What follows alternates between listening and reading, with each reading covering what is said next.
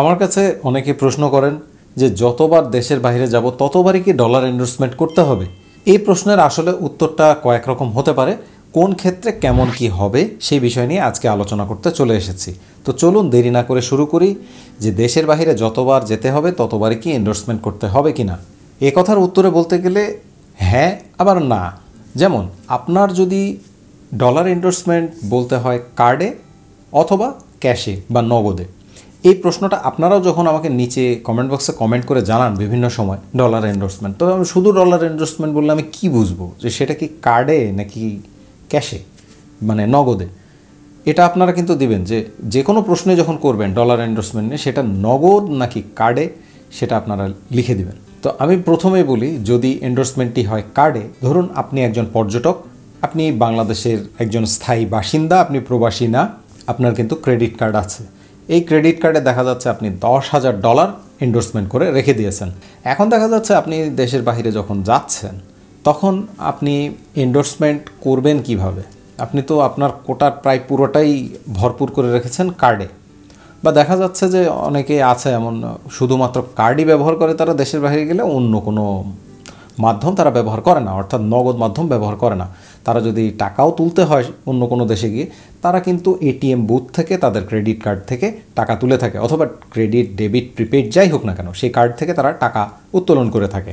এজন্য তারা দেখা যায় নগদ ডলার নেয় না, তো কার্ডেই এন্ডোর্সমেন্ট করে রাখে। কেউ কেউ এমনও আছে $12,000 এন্ডোর্সমেন্ট করে রাখে। $12,000 হচ্ছে বাংলাদেশের যে কোনো যাত্রীর জন্য কোটা, মানে এক বছরে একজন যাত্রী সর্বোচ্চ $12,000 মার্কিন ডলার বা তার সমপরিমাণ বৈদেশিক মুদ্রা দেশের বাহিরে নিয়ে যেতে পারবে। তো যদি $12,000 আপনি এন্ডোর্সমেন্ট করেই রাখেন, বা 12,000 নাই করেন, আপনি 6,000ই করলেন, এবং এইটা দিয়েই আপনি ঘুরে আসতে পারবেন এবং কার্ড ব্যবহার করে আপনি সব জায়গায় চলতে ফিরতে পারবেন, তাহলে কোনো সমস্যা নেই, আপনার এন্ডোর্সমেন্ট লাগবে না। হ্যাঁ, তবে একটা কথা হচ্ছে, আপনার চলতে ফিরতে সব জায়গায় তো আর কার্ড হবে না। আপনি এয়ারপোর্টে নেমে সাথে সাথে তো আপনি কার্ড দিয়ে আর ট্যাক্সি বুক করে আপনি হোটেল পর্যন্ত বা আপনার স্থান পর্যন্ত তো আপনি যেতে পারবেন না। সেক্ষেত্রে দেখা যাচ্ছে যে আপনার সাথে কিন্তু কিছু না কিছু নগদ মুদ্রা রাখতেই হবে, যদিও বাংলাদেশের আইন অনুযায়ী 10,000 বাংলাদেশি টাকা দেশের বাইরে বহন করে নিয়ে যাওয়া যায়। 10,000 টাকা, বা আপনি ধরুন আপনি সিঙ্গাপুর যাচ্ছেন, আপনি $50 সিঙ্গাপুরি ডলার আপনি সাথে রাখতে পারেন, সেটার জন্য কোনো সমস্যা হবে না।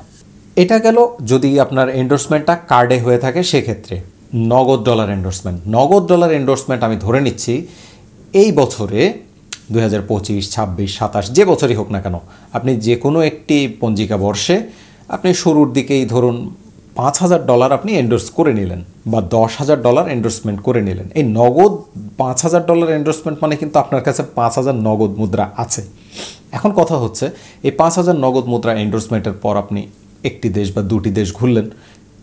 $5,000 দিয়ে দেখা যাচ্ছে একজন বাজেট ট্রাভেলার যদি হয়, সে 10টা দেশও ঘুরে আসতে পারে, বা 15টা দেশও কিন্তু ঘুরে আসতে পারে, কম কম খরচ করে, কম কম দিন। তো দেখা যাচ্ছে ওই একটা এন্ডোর্সমেন্ট দিয়ে কিন্তু আপনি পরবর্তী দেখা যাচ্ছে ওই বছরে বেশ কয়েকটা ভ্রমণ আপনি কিন্তু করতে পারলেন, বা আপনি এক ভ্রমণে আপনি কয়েকটা দেশ গেলেন, ওই একটা এন্ডোর্সমেন্টই কিন্তু যথেষ্ট। যদিও ওই একটা এন্ডোর্সমেন্টে একটা দেশের নামই উল্লেখ করা থাকবে। নগদ ডলার এন্ডোর্সমেন্টের ক্ষেত্রে সাধারণত দেখা যায়, যেমন আমার এখানেও যে এন্ডোর্সমেন্টগুলো আছে, যদি এখানে দেখি, নগদ ডলার এন্ডোর্সমেন্ট করলে এখানে লেখা থাকে, এই যে যেমন এখানে লিখে দিয়েছে ইন্ডিয়া, একটা দেশের নাম কিন্তু লিখে দিয়েছে। নগদ ডলার এন্ডোর্স করলেই একটা দেশের নাম লিখে দেয়। সাধারণত নগদ ডলার এন্ডোর্সমেন্ট করার সময় আপনার যেই দেশের ভিসাটা থাকবে বা যেই দেশের বিমানের টিকিটটা আপনি দেখাবেন তাদেরকে, সেই দেশের নামটাই তারা লিখে দেবে। আর সেই দেশের নাম লিখে দেওয়ার পরেই আপনার কিন্তু এটা কিন্তু মনে করলে হবে না যে ওই টাকাটা বা ওই ডলারটা শুধু ওই দেশেই ব্যবহার করতে পারবেন। আপনার ডলার আপনি যেখানে খুশি সেখানে ব্যবহার করতে পারবেন।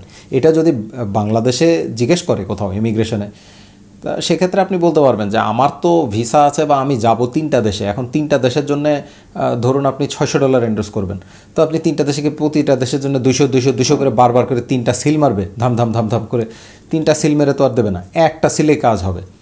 তবে এটা নিয়ে সাধারণত ইমিগ্রেশন থেকে কোনো প্রকারের কোনো ঝামেলা করে না।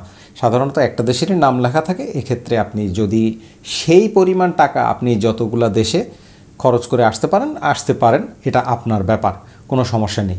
তবে এবার বলছি, যদি নগদ ডলার এন্ডোর্সমেন্ট হয় এবং নগদ ডলার এন্ডোর্সমেন্ট আপনি করলেনই $150 বা $200, আপনি গেলেন যে কোনো একটি দেশে, গিয়ে ঘুরে আসলেন, আসার পর তো নিশ্চয়ই আপনার খুব বেশি একটা টাকা বেঁচে থাকার কথা না। এরপরে যদি আপনি আবার কোনো দেশে যেতে চান, তখন কিন্তু আপনাকে ইমিগ্রেশনে প্রশ্নবিদ্ধ করতে পারে যে এবার আপনি ডলার এন্ডোর্সমেন্ট মাত্র $200 করেছিলেন, এবার আপনি যাচ্ছেন কিসের ভিত্তিতে, এবার আপনি টাকা পাবেন কোথায় বা কীভাবে আপনি টাকা নিয়ে যাচ্ছেন। বা যদি এমন হয় আপনি ধরুন আপনি $2000 এন্ডোর্সমেন্ট করেছেন, করে আপনি মালদ্বীপ ঘুরে আসছেন। এখন মালদ্বীপ ঘুরে আসলে আমরা তো বুঝি যে মালদ্বীপ ঘুরে আসলে প্রচুর খরচ হয়, $2000 মালদ্বীপেই শেষ হয়ে যাওয়ার কথা। তারপরে আপনি দেখা যাচ্ছে পরের বার আপনি থাইল্যান্ড যাচ্ছেন, থাইল্যান্ড গিয়ে আপনি থাকবেন 1 মাস, তখন তো ইমিগ্রেশন অফিসার আপনাকে প্রশ্ন করবেই যে আপনি এর আগে মাত্র $2000 এন্ডোর্সমেন্ট করে আপনি মালদ্বীপ ঘুরে আসছেন, তাহলে আপনার খুব বেশি থাকার কথা না, হয়তো $200-300 থাকতে পারে, কিন্তু এখন তো আপনি যাচ্ছেন 1 মাসের জন্য। 1 মাসের জন্য আপনি থাইল্যান্ড গিয়ে এই টাকাটা আপনি কোথা থেকে পাবেন? তাহলে এবার আশা করি বুঝতে পেরেছেন যে বারবার এন্ডোর্সমেন্ট দরকার হয় নাকি একবার এন্ডোর্সমেন্টে কাজ হয়। আপনার খরচের উপর আর আপনার এন্ডোর্সমেন্টের যে ধরন, সেই ধরনের উপর নির্ভর করছে যে আপনার এন্ডোর্সমেন্ট আবারও করা লাগবে কি না। এরকম যদি ক্ষেত্র হয়, এরকম ক্ষেত্র হলে আপনারা সহজে এন্ডোর্সমেন্ট করার জন্য মানি এক্সচেঞ্জ থেকে এন্ডোর্সমেন্ট করতে পারেন। মানি এক্সচেঞ্জ থেকে যে কোনো সময় দিন রাত যখন আপনারা যাবেন করা যায়। আরেকটি বিষয় হচ্ছে মানি এক্সচেঞ্জ থেকে আমি যেটি শুনেছি যে তাদের কিছুটা মাত্রা বা সীমা বাড়ানো হয়েছে। আগে $1000 পর্যন্ত করা যেত, মানে এক পঞ্জিকা বর্ষে, এক ক্যালেন্ডার ইয়ারে $1000 তারা সর্বোচ্চ এন্ডোর্সমেন্ট করতে পারত। এটা বাড়িয়ে 2000 করা হয়েছে। এটা আমি একটি মানি এক্সচেঞ্জ থেকে শুনেছি। তবে বাংলাদেশ ব্যাংকের আমি এখনও প্রজ্ঞাপন আমার সামনে পড়েনি। তবে এটা যদি আপনাদের কারো নিশ্চিতভাবে জানা থাকে তাহলে অবশ্যই নিচে আমাকে কমেন্ট বক্সে কমেন্ট করে জানাবেন। তো ডলার এন্ডোর্সমেন্ট নিয়ে আপাতত আজকে ছিল এই আলোচনা। হয়তো এই আলোচনাটা আপনার কোনো না কোনো কাজে আসতে পারে। যদি কাজে আসে তাহলে অবশ্যই একটা লাইক দিবেন। আর এতক্ষণ আমার সাথে থাকার জন্য অনেক ধন্যবাদ। পরবর্তীতে দেখা হবে খুব শীঘ্রই, নতুন কোনো বিষয় নিয়ে আলোচনা করতে চলে আসবো আপনাদেরই সাথে। সে পর্যন্ত আপনাদের সবার সুস্থতা কামনা করে আজকে এখানেই বিদায় নিচ্ছি।